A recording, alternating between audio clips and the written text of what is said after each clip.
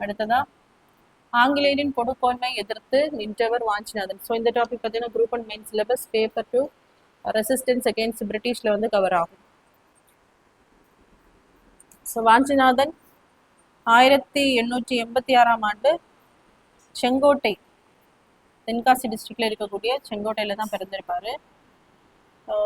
1905ஆம் ஆண்டு வங்காளத்தை பார்த்தீங்க அப்படின்னா லார்டு கர்சன் இருக்கும்போது இரண்டாக முஸ்லீம் மற்றும் அந்த கிறிஸ்டின் இன மக்களை வந்து முஸ்லீம் மற்றும் ஹிந்து மக்களை வந்து தனித்தனியாக பிரித்து வங்காளத்தை வந்து இரண்டாக பிரிச்சிருப்பாங்க. ஸோ இதற்காக பார்த்தீங்க அப்படின்னா 1906ஆம் ஆண்டு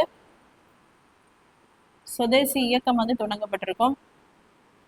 இதில் வஉசி சுதேசி கப்பல் அந்த கம்பெனியை வந்து தொடங்கி இருப்பாரு. ஸோ இதை பார்த்தீங்க அப்படின்னா அந்த டைம்ல வந்து திருநெல்வேலி மாவட்டத்தின் கலெக்டராக இருக்கக்கூடிய கலெக்டர் ராபர்ட் ஆஷ் அவர்கள் ஒடுக்கி இருப்பாங்க. ஸோ அவங்களை எல்லாம் சிறையில் அடைச்சு அந்த சுதேசி இயக்கத்தை என்ன பண்ணியிருப்பாங்க அப்படின்னா ஒடுக்கி இருப்பாங்க. ஸோ அதுக்காக அந்த டைம்லேயே பார்த்தீங்க அப்படின்னா வாஞ்சிநாதன் அவர்கள் வந்து ரொம்ப கோபமாக இருந்திருப்பாங்க. அதன் பின்னாடி 1911ஆம் ஆண்டு ஜூன் 17ஆம் தேதி ராபர்ட் ஆஷ் அவர்கள் இங்கிருந்து அந்த தூத்துக்குடிக்கு போகும்போது அங்கே இருக்கக்கூடிய அந்த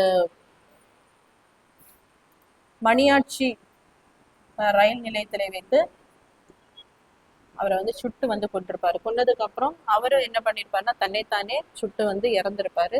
ஸோ இப்போ பார்த்தீங்க அப்படின்னா தூத்துக்குடியில் இருக்கக்கூடிய அந்த மணியாட்சி ரயில் நிலையம் வாஞ்சி மணியாட்சி அப்படின்னு பேர் மாற்றம் பண்ணப்பட்டிருக்கு. ஸோ வாஞ்சிநாதன் பார்த்தீங்க அப்படின்னா ஒரு ஃபாரஸ்ட் கார்டா ஒர்க் பண்ணியிருப்பாரு.